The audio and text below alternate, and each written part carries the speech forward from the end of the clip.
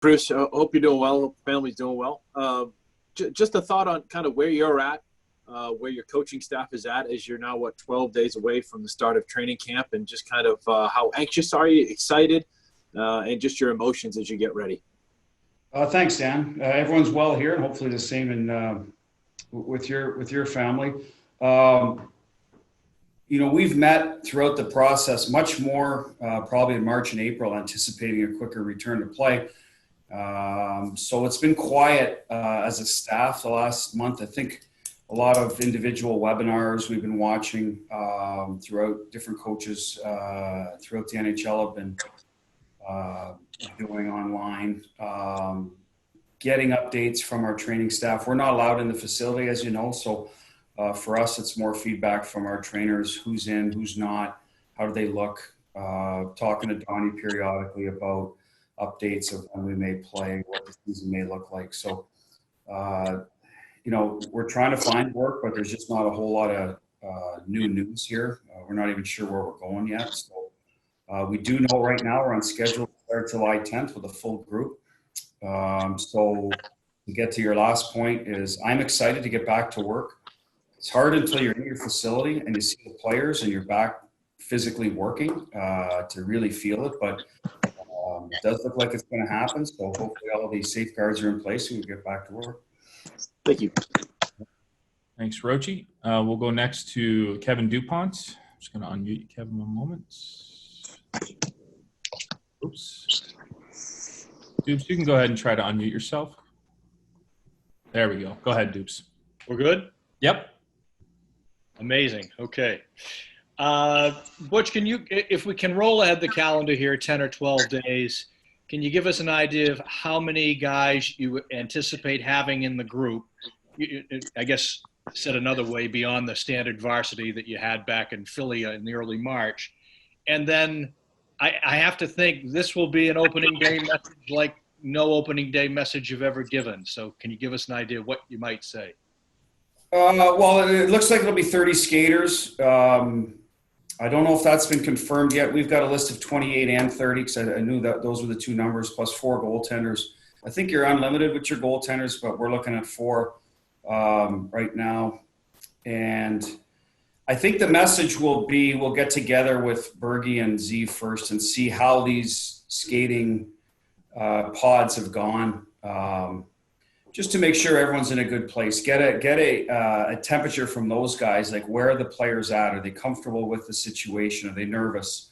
Are they, they excited to get going? Do you feel that, the group has done their work? So we'll get a little bit of that feedback first, and then we'll go from there. I think the message is for us is hasn't changed in terms of what our ultimate goal is. Our unfinished business is to be Stanley Cup champions. But inside of that message will be a lot of the unknown and how we have to be prepared to deal with that as it comes at us, and which can be difficult because we don't know how it's going to work out for the players' families yet. How much time they'll be away? Will they be able to visit their families? Will their families be able to see them? Because I think that's the most important thing outside of the obvious is playing the game. So. And that's a bit of an unknown, Kevin. And I'll be honest with them that, right now we don't have all the answers to that, but we'll certainly try to uncover them before then and see what the process is. But that's going to be the message. I think mentally, the mental toughness part, is going to determine who ends up, raising that trophy at the end of the day. And that's where I like our chances. I lost track on your math there. Could it be as many as 34 with 4 goaltenders? Yeah, what I'm understanding is originally they talked about 28 to 30. So Donnie and I have discussed a 28-man roster, a 30-man roster. I don't want to get into the last, we finished with 23? There might have been an injury, 24. So the last 7 or 8 guys, because I don't know if they've been notified yet. So I'm not at liberty to tell you that. If we do find out later, Dukes, I'd be happy to get that to you if Donnie has released that. And then the goaltenders, I was told, would be unlimited simply because the risk of testing positive at that position. So right now we've targeted 4 guys. I know a guy like Swayman we signed late would not be eligible. I don't believe he'd be even eligible to play, but certainly Legacy and Vladar. And then Kaiser had an injury at the end of the year, so I'm not sure if he's cleared, but obviously Tuukka, Halak, Max and Vladar will be the four guys we're looking at in nets. Great. Thank you. Yep. Thanks, Dukes. We'll go next to Mike Loftus. Go ahead, Mike. Your line's unmuted. Hi, Bruce. Hi, Mike. With 30 skaters and 4 goalies, that's kind of a big group. Do you have to get them all on the ice at the same time, or will you double session this? Is that? We'll probably do both. I know at some point we'll want to get to our group that we feel we're going to play with. So that would probably be more like your typical 24-man roster. And then, have a second group. I mean, typically they're called the Black Aces. I don't know if they would be all together as a group of 8 plus 2 goalies, or if we'd bring a few into our group. We'd have to determine also the maintenance of our guys. How much work do they need? Obviously, having them right there, if Bergie and Z or whoever, for that matter, needs an extra day, then we can, use those guys in the main group. But we would be definitely down to 2 groups, I think, fairly quickly, simply because our guys are going to need the reps together to sort of regain their chemistry. And, we had a little sorting out to do to begin with a couple of lines. So I would anticipate you would see that. I can't tell you exactly what day until we get there and see what the conditioning level is and what the final numbers actually are. Because I do believe that's a lot of guys on the ice at the same time. It's that in-between group. We go through that typically in a regular training camp after the first round of cuts. And it's always a debate. Do we get to one group? Do we have a few guys stay off? Now, when you're mixing in 6 to 8 exhibition games during that time, you can certainly manage it a little better. So that's something we're going to have to discuss internally. Okay. And if but when whatever number you get, you're going to keep that amount of players to take, to a bubble, right? I mean, nobody's going to get cut. That, I think, Mike, it might be 28 to the bubble skaters. So you may have to let a couple guys go. And that may change again, because what happens when, this is the question, right? We're all asking, obviously, what happens when a player tests positive, he's asymptomatic, and then, gets cleared again after his 1 or 2 negative tests, whatever they determine it needs to be. Should you have those guys on site to join your team in case the player or players need to miss 2 weeks? So that's something I don't know. I don't know the final rules on that, what they're going to decide. And you're going to have to need enough bodies. So that's something that I think the general managers are probably discussing with the league right now, and I assume the Players Association. But I believe it's going to start at 30, work its way to 28, and then we'll see what happens from there. I do know they'll want to limit how many you do have for obvious reasons, just to limit interaction. But what that exact number is, I'm not 100% sure yet. Great, thanks. Thanks, Mike. We'll go next to Connor Ryan. And just a reminder, if you no longer have a question, you can go ahead and put your hand down. If you do have a question, you can put your hand up. Connor, your line is unmuted. Go on ahead. Hey, Bruce. Thank you for doing this. Hope all is well with you. Kind of going off of Mike's question a little bit, how crucial a role do you think those Black Aces are going to play during this rampant ramp up with a lot of exhibitions and scrimmages? And can you envision a scenario in which a few of those younger guys could potentially draw into the lineup, whether it be round robin or even if we get the postseason play? Yeah, I mean, the obvious scenario is necessity, which is injury, or if there's positive tests within the group. So otherwise, we have confidence in our guys. I mean, obviously, we had a strong regular season. We used different players. We had depth. Probably realistically 15 forwards. 8 defensemen all played. So in that regard, they would have to excel to push someone out that's done a good job for us to this point. But the other area could be, if a player comes in and condition-wise he's not there yet, we should have enough time to get him where he needs to be. But if that's not the case, then if one of these younger guys has a little more to give, then we'll certainly consider it. That's the facts of it. I mean, it's a short window to get it right. So there'll be some tough calls to make if players aren't up to speed in a hurry. But I'd like to think with the group we have, we'll be fine in that regard. But those would be the 2 areas where I could see them getting in. And if they don't, I still think it's a positive experience. I was in charge of a lot of the extra guys over the years when I was in Providence, and I always thought they took something from it, if nothing else. Being around a winning environment, a competitive environment, a pressurized environment will only help them going forward. Thanks, Bruce. Yep. We'll go next to Jimmy Murphy. Go ahead, Jimmy. Your line's unmuted. Hey, Coach. How you doing? I like the haircut. A lot of them. Got a lot of them cut. I need one too. I was just wondering, we're seeing a lot of comments, even Claude Julien the other day speaking up just about the health issue right now. A lot more players starting to talk about it.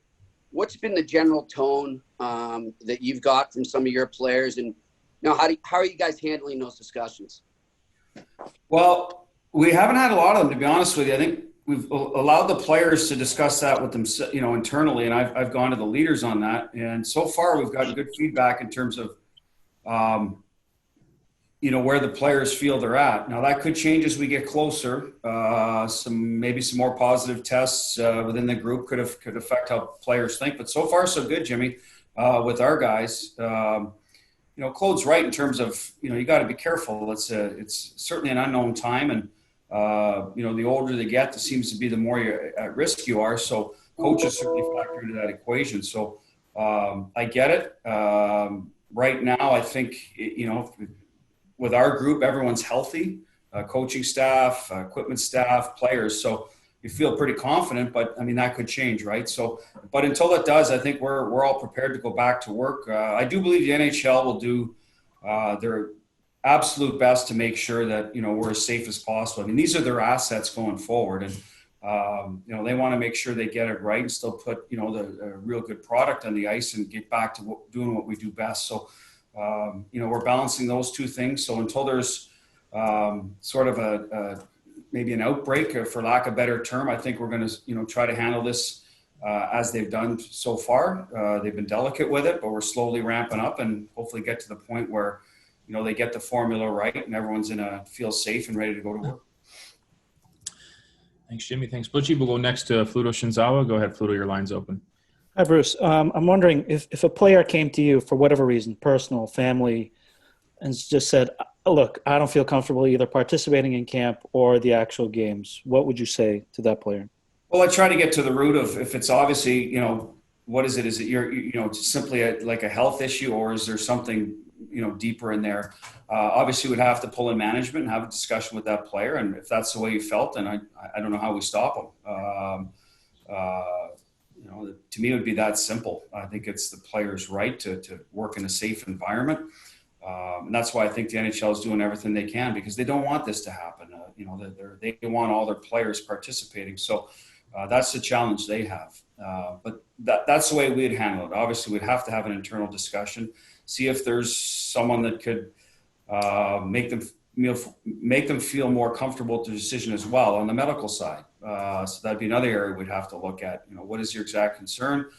Maybe, doctor, so-and-so can answer that question for you, and go from there and see if, that puts them more at ease. But at the end of the day, if that's the way they feel, then I think we have to honor their request. We'll go next to Steve Conroy. Go ahead, Steve. Your line's open. Hey, Butch. How you doing? Good. There have been a lot of reports saying that Toronto is one of the leading candidates for the hub cities here. How would you feel about playing in that rink?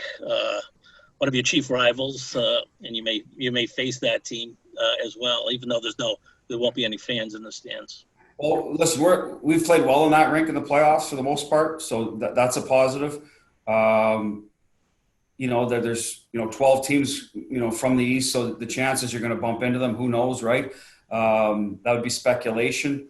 I think it is an advantage. If someone told me we could play at the Garden, I'd happily do it first and foremost, and travel somewhere else. So I do believe there's not a home crowd advantage, obviously, but there is some advantage to being in your own city, some advantage to being in your own building, your own locker room, etc. So that's the part I would disagree with the league. But again, I don't think it's an easy decision to find the right spot.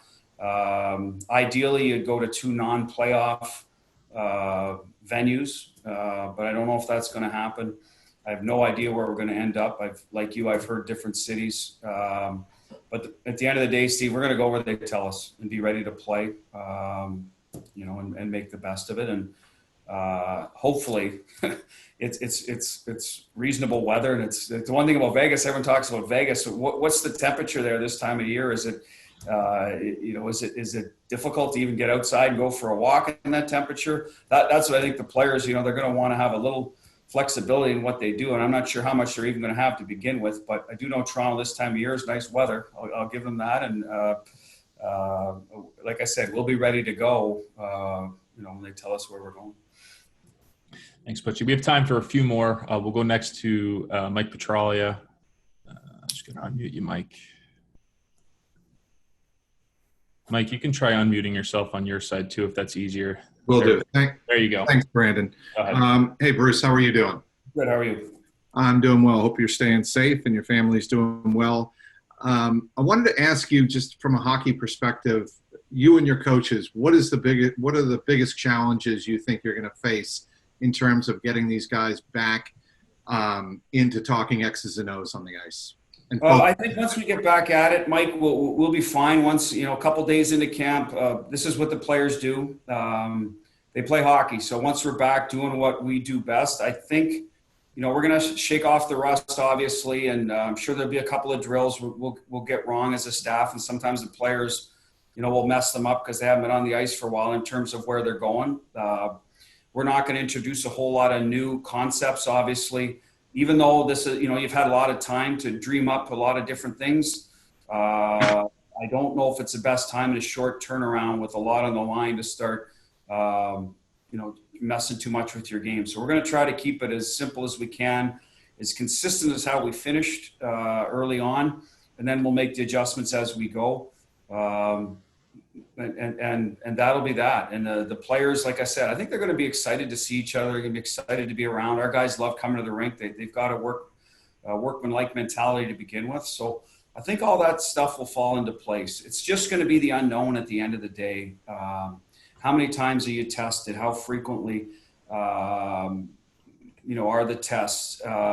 What time of day? Does it affect your routine? Are you allowed to congregate as groups in the gym, what they typically do? I think those are going to be the hurdles for us as coaches to get them over, where there's not a lot of griping about that, because it's going to be different. It's inevitable. There's going to be some differences from where it was. So we've got to make sure we get the players in a good state of mind in terms of focusing on what we can control, which is once you get on the ice playing the game. So that'll be the challenge for us. And, we'll see how it plays out. And I think it'll be the challenge for every team and every staff to make sure that, like I said, those players are focused on the ultimate prize and not worried about all the stuff going around them. And by that, I don't mean, not worrying about their safety. I'm just talking about the hurdles you're going to have to go through every day that you wouldn't typically do when you come to your facility. Great. Thanks, Bruce. Yeah. We'll take two more. We'll go next to Sophia and then wrap up with Dupes. Sophia. Go ahead, Sophia. Your line's unmuted. Hi, thanks, Bruce, for doing this. This is just a follow-up of what you were just saying. And my question was if you had any clarity as to how strict things will be once you are in the hub cities. You mentioned the possibility of going for a walk.